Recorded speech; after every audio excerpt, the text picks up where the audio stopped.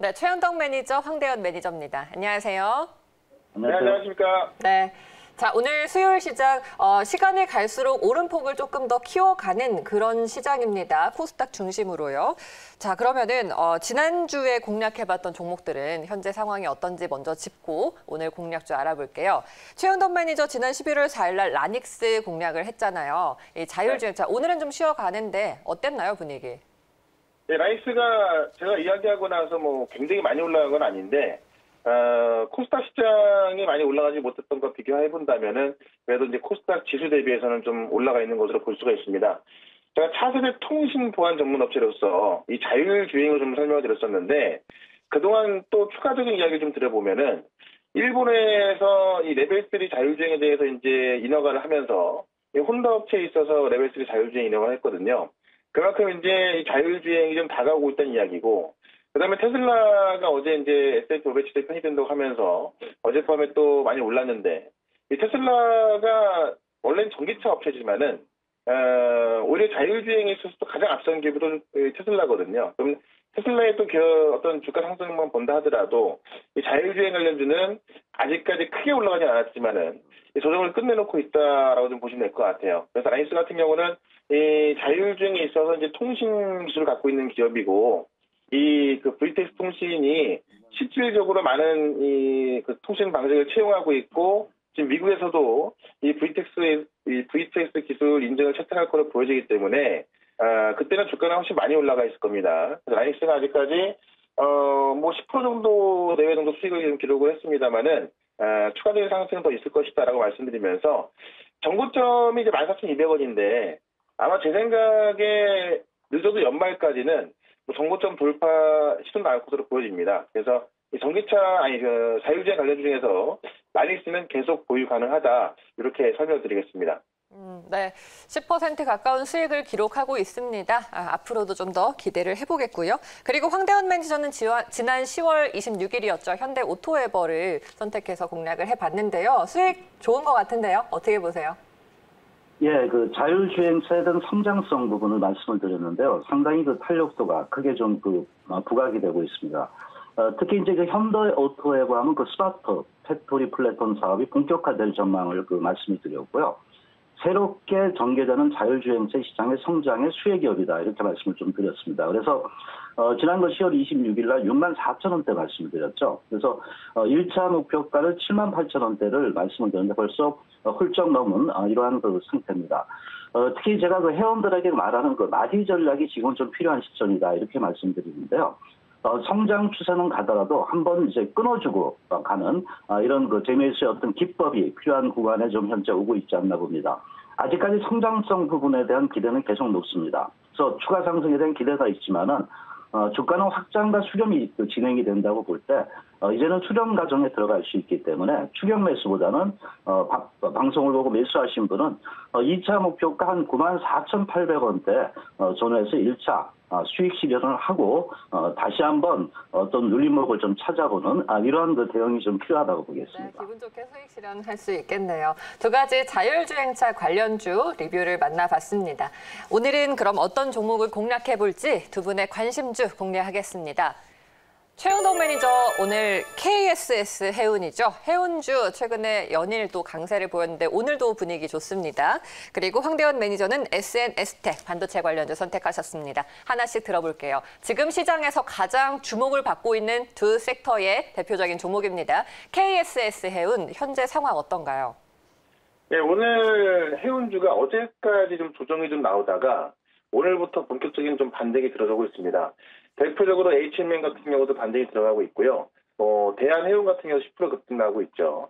실제로 KSS 해운 같은 경우도 지금 3일째 어제까지 조정을 끝냈고 오늘부터 좀 올라서고 있는 건데, 지금 제가 이제 해운주의 실적, 3분기 실적을 잘 봤더니 그래도 3분기 실적이 가장 잘 나온 종목이 바로 KSS 해운입니다. 그래서 해운주 중에서 이제 KSS 해운을 좀 골라봤고요. 최근에 이제 해운주가 올라가는 이유를 보면은 상하이 컨테이너 오염 지수, 이 SCFI라고 하는데, 이 지수가 이번 주 초반까지 봤을 때 1,857포인트 기록하면서 사상 최고치를 기록하고 있습니다. 지난주 이맘때까지만 하더라도 2009년 이후에 사상 최고치 1,665포인트 기록하면서 최고치를 기록하고 있었는데 일주일 동안 200포인트를 또 오른 겁니다. 그만큼 지금 해상 운임이 상당히 좀 높게 올라가고 있다. 이것은 이제 수요는 굉장히 많아지고 있는데 공급이 부족하기 때문에 운임 지수가 올라가고 있는 부분이거든요. 그러다 보니까 우리나라 해운 업계가 당연히 실적이 좋아질 수밖에 없고 또 지금 백신 기대감에 이 코로나가 종식할 수 있다는 기대감이 있는데 그렇게 된다면은 물동량이 증가할 거기 때문에 해운주가 올라갈 수밖에 없고 또 최근에 RCEP이라는 아시아 태평양 지역에서 우리가 이제 소위 말하는 FTA 이걸 체결했는데 이것 또한 물동량이 증가할 수밖에 없기 때문에 해운주가 계속 좋을 수밖에 없는 그런 어떤 조건을 만들어주고 있습니다. 그 중에서 이제 KSS 해운을 좀 보게 되면은 이번에 3분기 매출액이 1,715억 나왔고요. 영업이익이 372억 나왔거든요.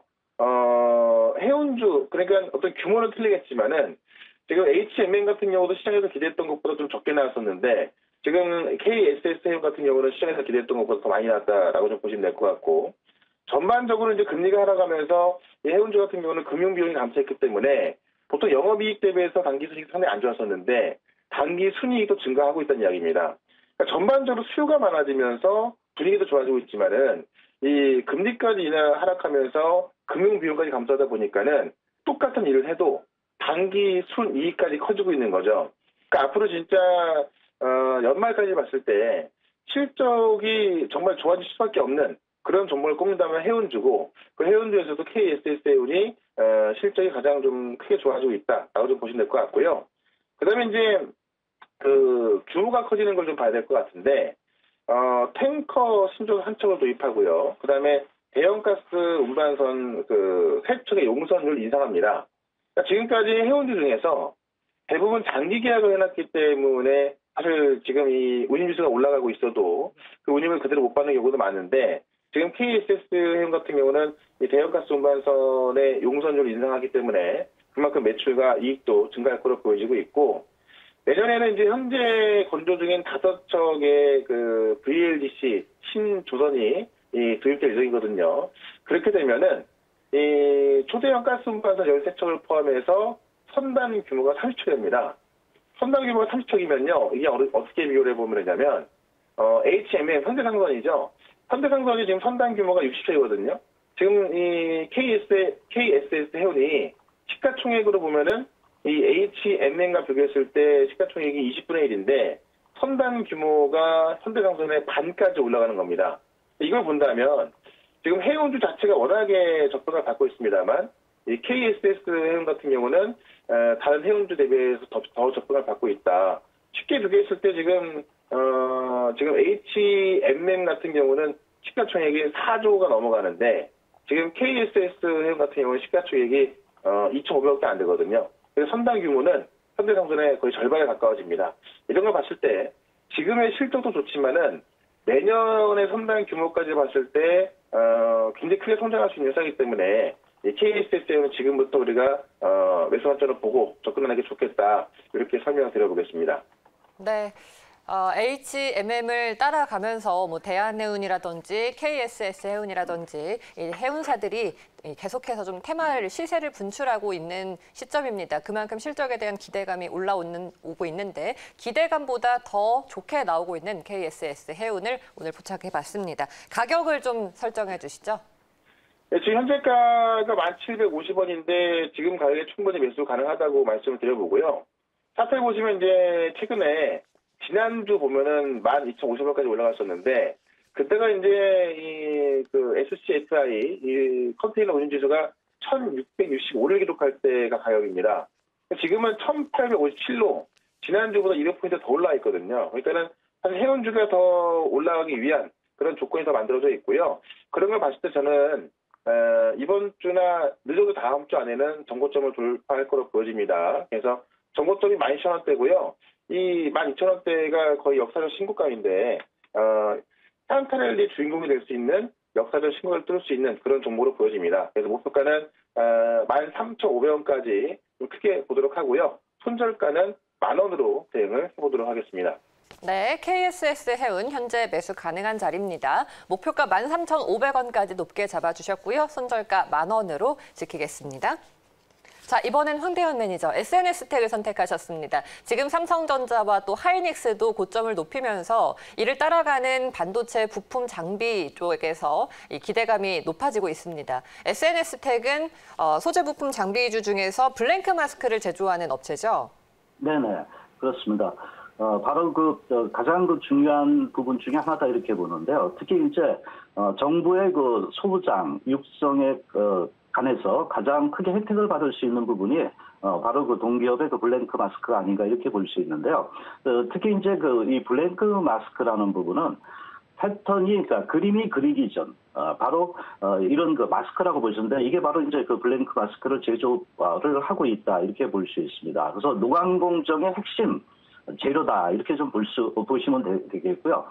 특히 최근에 들어오면서요, 이러한 시스템 LCR라든가 LCD, OLED 등 국내 고부가 가치 쪽에 상당히 성장 산업을 확대를 좀 하고 있습니다. 특히 동기업 같은 경우는 최근 이제 블랭크 마스크의 상품 매출이 거의 100%를 차지할 정도로 상당히 소부장 신전략 기술의 핵심 종목이다 이렇게 좀 볼 수 있습니다.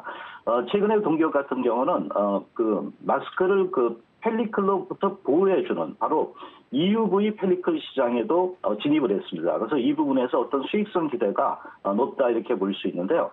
특히 이제 정부에서 소부장 등 이런 신전략 기술에 상당히 집중적인 육성 방안의 하나의 포인트라 이렇게 볼 수 있는데요.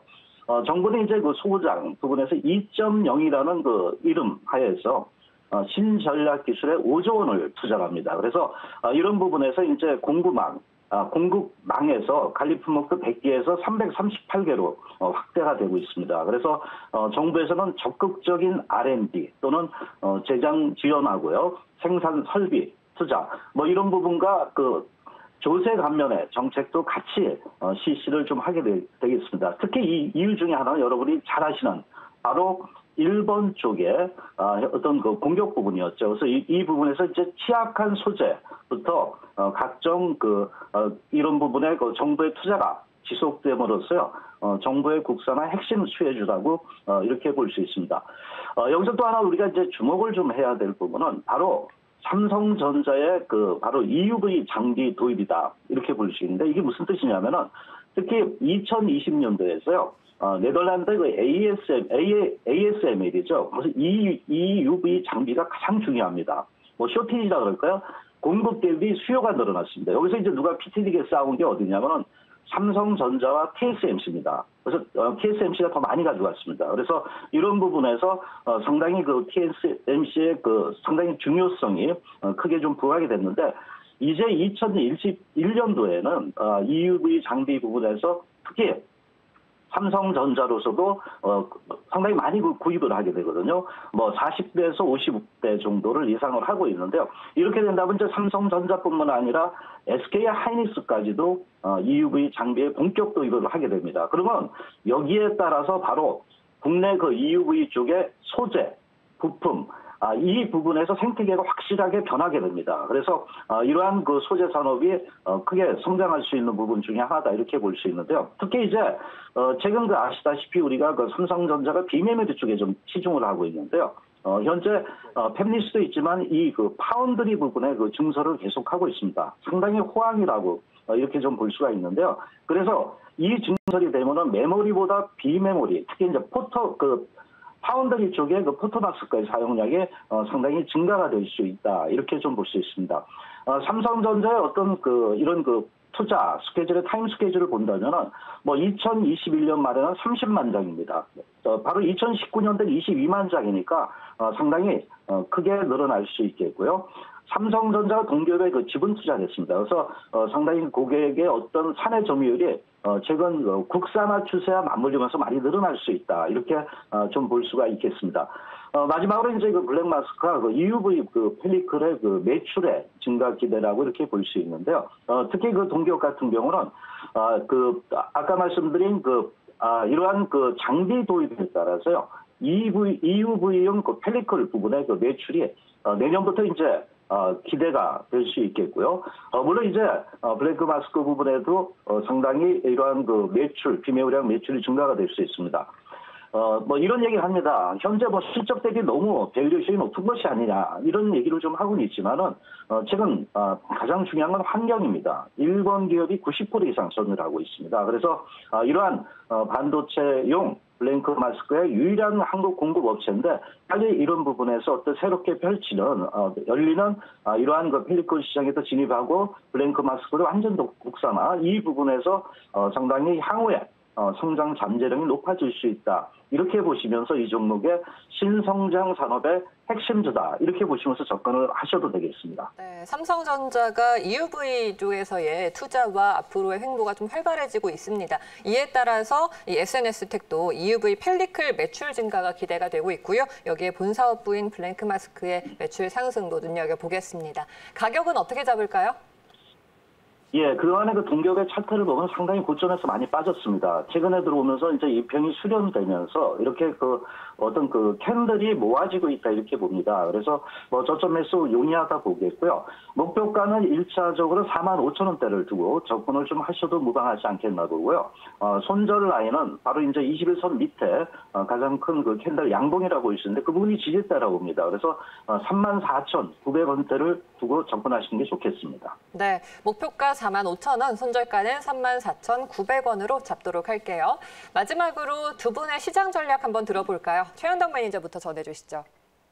네, 오늘 보면은 코스피와 코스닥 시장 비교를 해봤을 때 어제까지 코스피 시장이 상당히 좋았는데 오늘 좀 코스닥 지수가 좀 많이 올라서고 있습니다. 아마도 이제 뭐 핑퐁 될 것 같은데 다만 지금까지 어떤 추세를 본다면 코스피 지수의 종목들이 많이 올라서고 있습니다. 그러니까 시장의 주도를 본다면 계속해서 추세 상승을 올라가고 있는 것들이 해운주라든가 그다음에 조선주, 그다음에 자동차, 그다음에 삼성전자 같은 전자 쪽이거든요.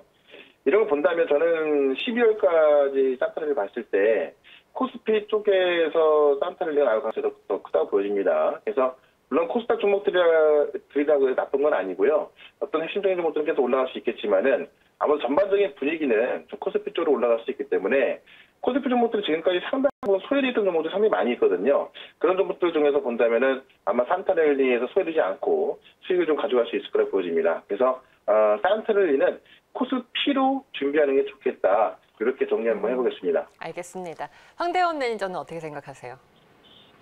예, 뭐, 최근 이제 그 주가 추세는 상승하고 있는데 단기적으로 이제 코로나19라든가 이런 단기 노이즈는 있다고 봅니다. 그러나 저는 가장 큰 흐름은 전 세계적으로 추가 부양책 부분에 신성장 산업은 계속적으로 지속이 될 것이다 이렇게 봅니다. 그래서 최근에 언택트냐 콘택트냐 이 부분이 있지만 모두가 중요하다고 볼 수 있습니다. 그러나 최근 어떤 주가 수익률을 볼 때 4차 산업혁명이라는 부분과 특히 신성장 산업이라는 부분을 볼 때 꾸준한 부분이 아마 이러한 그 IT 업종이 아닌가 이렇게 봅니다. 그래서 바이든 정책과 맞물렸어요. 이런 부분에서 집중 수익률 게임을 지수와는 조금 다르게 늦어질 수 있더라도 갈 땐 또 빨리 가니까 이런 부분에 어떤 그 포트를 구성하면서 접근을 좀 해야 되지 않겠냐 그런데 결국 부분은 그 영원한 그 4차 산업혁명의 주도주라고 볼 수 있는 반도체 부분, 특히 그 최근의 섹터를 봤을 때는 반도체 소재 또는 이제 최근 그 부각되고 있는 자율주행차라던가요,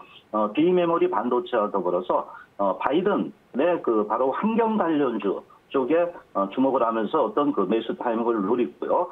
이런 부분에서 계속적인 매매 전략이 필요하다라고 말씀을 드리겠습니다. 알겠습니다. 오늘 두 분 말씀 여기까지 드릴게요. 고맙습니다. 네, 고맙습니다.